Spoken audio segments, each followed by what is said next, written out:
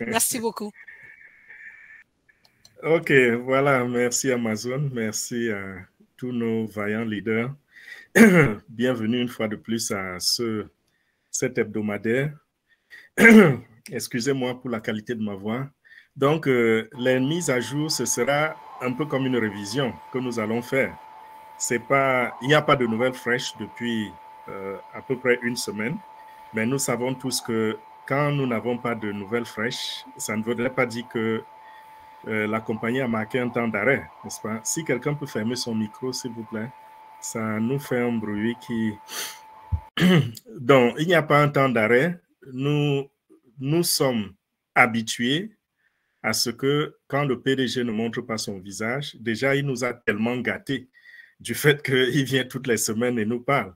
Et c'est très rare dans les entreprises de voir un PDG qui s'adresse aux affiliés et aux clients toutes les semaines. Très souvent, on voit des PDG qui apparaissent une fois les 2 ans. Mais avec H. Moufare, nous avons tellement la transparence, les choses sont tellement claires que ce monsieur voudrait que nous ayons les mises à jour tous les 3 jours si c'est possible. Bon, rappelez-vous également qu'il a dit aux dernières mises à jour qu'il y a tellement de choses à nous dire. Mais malheureusement, on va garder une certaine confidentialité vu l'expérience que l'administration a eue sur le terrain en diffusant certaines informations. Parce que plus on dit des choses, plus on s'expose aussi. Voilà ce qui s'est passé et qui nous a freinés de temps en temps. C'est-à-dire que on est très content de partager, il est très content de venir partager la plupart des informations avec nous. C'est vrai, il dit toujours que ça n'atteint pas 10% de ce qui est disponible, mais malgré cela, ces 10% qu'il partage, nos adversaires et ceux qui se nomment comme des ennemis, ils utilisent cela contre nous. Et c'est la raison pour laquelle nous avons de temps en temps, dans certains domaines, traîné un peu la patte. Je parle ici, par exemple, des paiements. Vous savez ce qui nous a été fait par certaines compagnies qui ont essayé de bloquer de l'argent. Tout cela, c'était avec des complicités derrière le rideau. Et en même temps, jusqu'ici, il y a toujours des gens qui, de temps en temps, essayent de relever la tête pour freiner un passif. Mais comme le PDG nous a toujours dit, il dit c'est vaincre ou mourir. Donc, il tient vraiment la barre et très, très haute et il la maintiendra ainsi. Ce sera toujours ça. Voilà, je voudrais commencer déjà par attirer l'attention sur l'agrément, sur le document, le pop-up qui apparaît dans le back-office. Je sais que ceci concerne beaucoup plus ceux qui ont plusieurs comptes parce que depuis qu'il est apparu, celui qui a un compte sûrement a vu ce document puisque lorsque vous vous connectez, la première des choses que vous voyez, c'est ce document, c'est ce pop-up et quand il apparaît, vous devez le lire, cocher la case et valider. La case qui dit « j'ai lu et compris », vous cochez cette case et vous validez. Si aujourd'hui, quand vous vous connectez à votre écosystème, si ce document n'apparaît pas, ça veut dire que vous l'avez déjà validé. Donc, ne vous inquiétez pas si vous ne voyez pas ce document. Mais si vous avez plusieurs comptes, essayez de vous connecter à tous vos comptes parce que en validant le document dans votre compte principal ou dans votre premier compte, ça ne valide pas automatiquement dans d'autres comptes puisque chaque compte est autonome. Les comptes ne dépendent pas les uns des autres. Donc, prenez ça de manière très sérieuse. Pourquoi? Parce que tant que vous ne l'avez pas fait, ça veut dire que vous ne donnez pas à un passif de vous considérer comme affilié. Et ça veut dire que ça vous limite. Donc, lorsque la distribution, par exemple, des clients va commencer, vous risquez de ne pas être concerné puisque vous n'avez pas validé votre agrément, vous n'avez pas validé votre NDA. Vous voyez ce que je veux dire? Donc, prenez ça vraiment au sérieux. Si vous n'êtes pas sûr, repartez vous connecter à d'autres comptes pour voir si vraiment la connexion, ça ne prend que quelques secondes, n'est-ce pas, pour vous connecter à votre écosystème. Faites-le pour vous rassurer que vous êtes à jour. Nous avons, c'était à la fin de ce mois, du mois passé, je veux dire, le PDG avait annoncé que l'option de l'activation par les cartes bancaires allait être soustraite de notre écosystème, mais que nous allions garder l'option du paiement par la crypto pendant encore plusieurs jours, pendant encore quelques jours. Et c'est ce que nous avons constaté. Et ce que je voudrais insister dessus ici, c'est quoi? C'est que je ne pensais pas que l'option de la crypto allait tenir encore pendant plus de 10 jours. Pourquoi je dis ceci? Parce que le PDG était déjà en train de mettre les batteries pour commencer à faire des paiements. Et il a dit qu'il commencera par les paiements qui sont restés en attente. Donc, ceux qui avaient fait la requête de retirer de l'argent et qui n'avaient pas encore reçu cet argent, il a dit, on commence par eux, il faut d'abord nettoyer tout cela. Et ce qui est intéressant ici, c'est que le PDG, il dit c'est son premier défi, se rassurer que personne n'a un paiement en attente avant de passer à la prochaine étape. Parce que nous avons plein de choses qui sont alignées et qui attendent qu'on les déroule. Mais il dit, nous allons d'abord résoudre ce problème.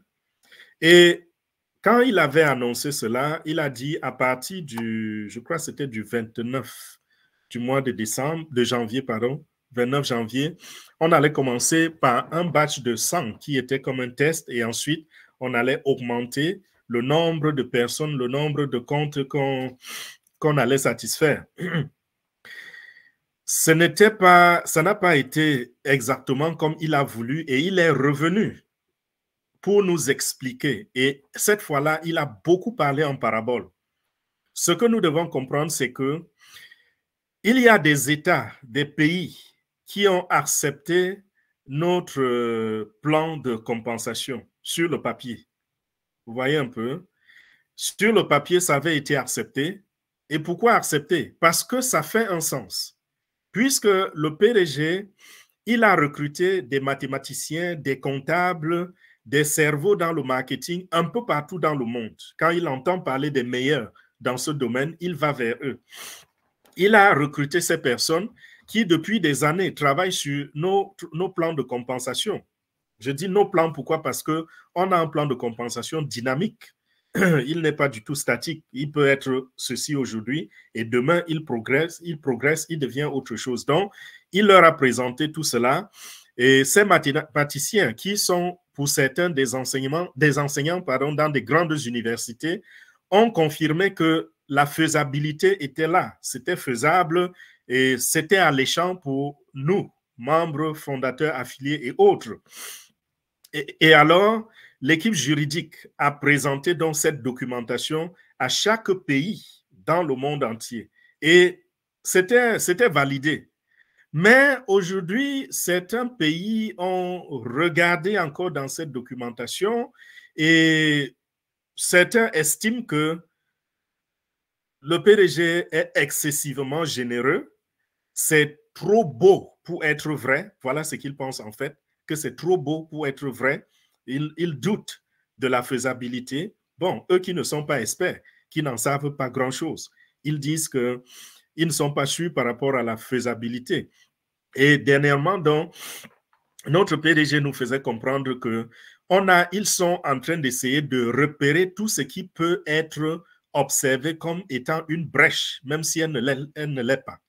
Donc, tout ce qui semble être une brèche, ils sont en train de travailler dessus.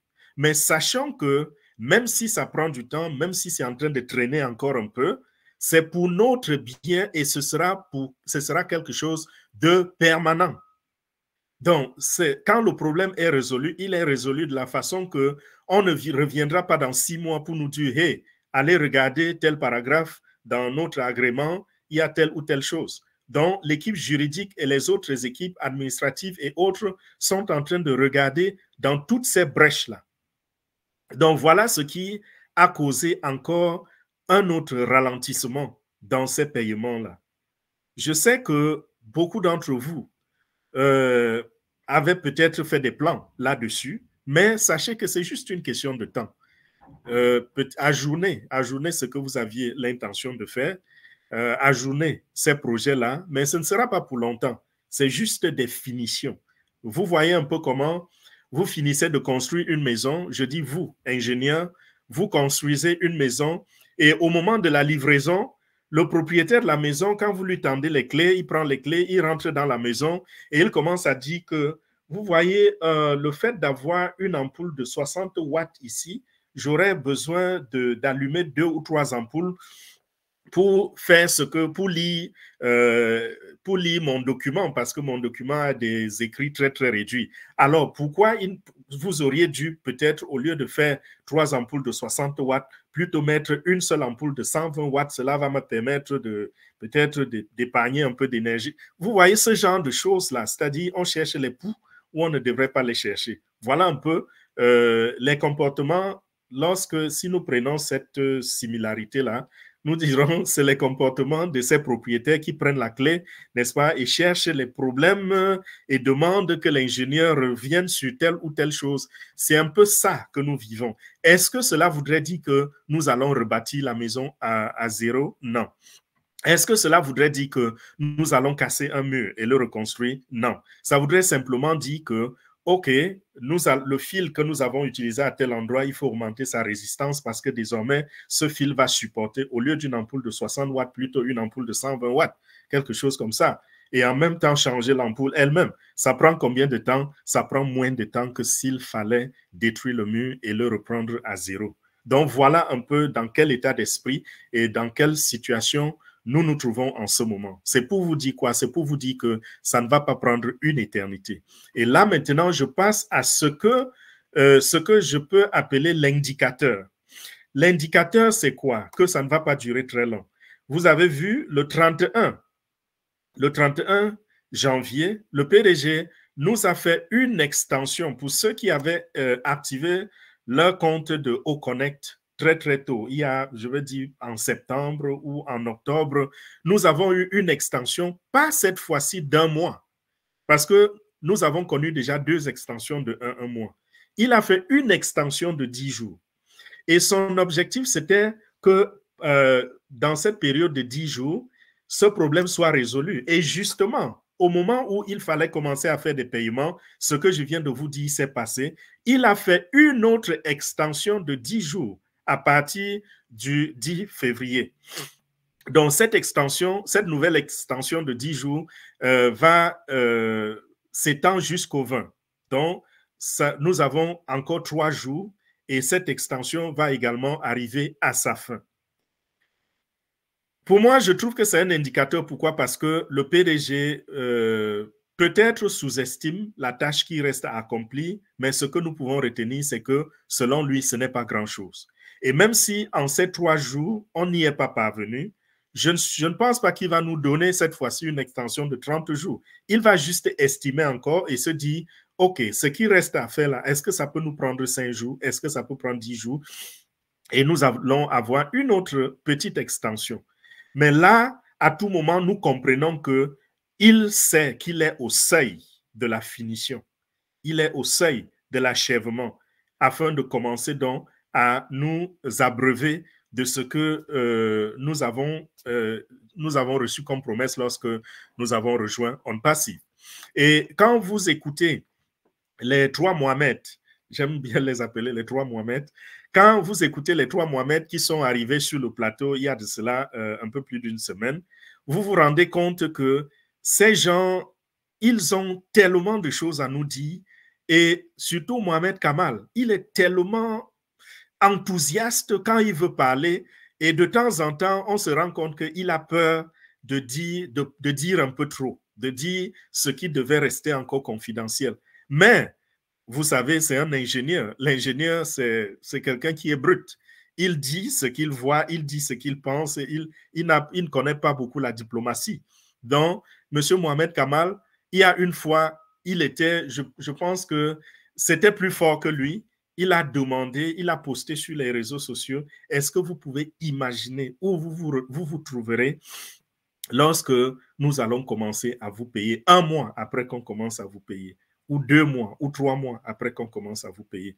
Donc, ça veut dire quoi? Ça veut dire que nous avons, je vais appeler ça des bénédictions qui sont en train de s'accumuler et dès qu'il y aura, n'est-ce pas, émulsion, quand ça va apparaître en surface, ce sera quelque chose vraiment de grandiose, de super formidable. Et j'ai l'habitude de dire que l'attente que nous subissons, appelons ça subir, l'attente que nous subissons en ce moment, lorsque le moment viendra et que nous serons en plein, comment je dirais, en plein essor, vous allez vous rendre compte que cette attente devient nulle, pas du tout significative comparée à ce que vous serez en train de récolter. Si nous regardons en arrière, chacun dans sa vie, je suis sûr que vous avez chacun, une fois dans la vie, eu une opportunité que vous avez manquée et que, à l'époque, vous aviez trouvé que c'était exaltant. Ça allait prendre peut-être 5 ans, 10 ans. Et peut-être on vous avait dit, si vous investissez dans ce truc, dans 10 ans, vous serez en train de gagner, disons, 10 000 $ le mois de manière consistante. Et vous avez vu une opportunité comme ça, vous avez dit, ça c'est trop long, 10 ans c'est trop long, je veux un truc qui me paye immédiatement, tout de suite. Et vous êtes allé derrière ce qui est flashant, vous êtes allé derrière ce qui ressemble à l'or, mais qui n'est pas de l'or. Et finalement, vous voyez 10 ans passer. Et les 10 ans passés, vous vous rendez compte que, mais attendez, si j'avais pris cette opportunité, en plus de ce que je suis en train de faire maintenant, qui peut-être ne vaut pas les 10 000 $ le mois, je serais en train de gagner un extra 10 000 $. Et vous vous rendez compte que vous vous étiez foutu un coup de poing dans la gueule à l'époque. Ça, c'est par cet exemple que je veux vous faire comprendre que le temps qui est passé n'est rien.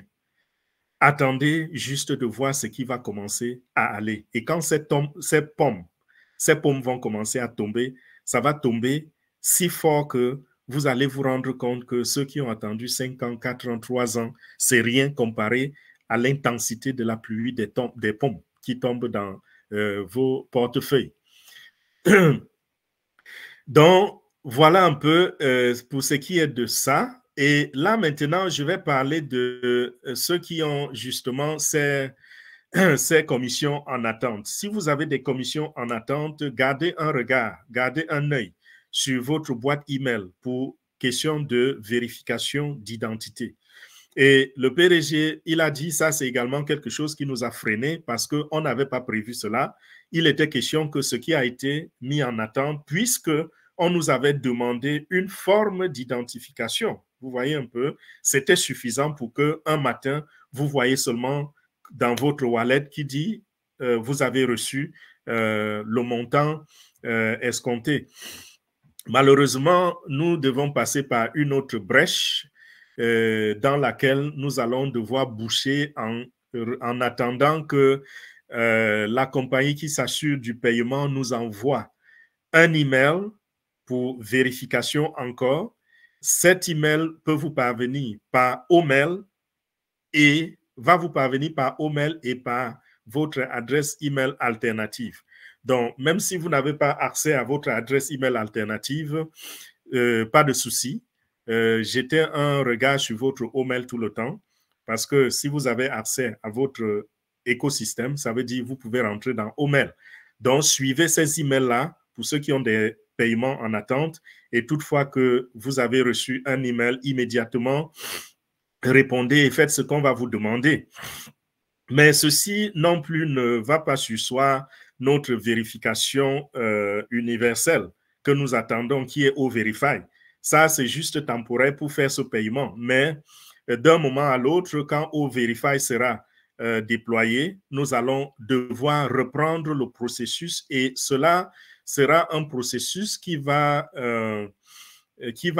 pérenniser, si je peux dire ainsi, cette action. C'est-à-dire que quand nous allons faire O-Verify, ce sera une vérification permanente. Vous n'aurez plus besoin d'aller vérifier votre identité toutefois que vous demanderez un paiement.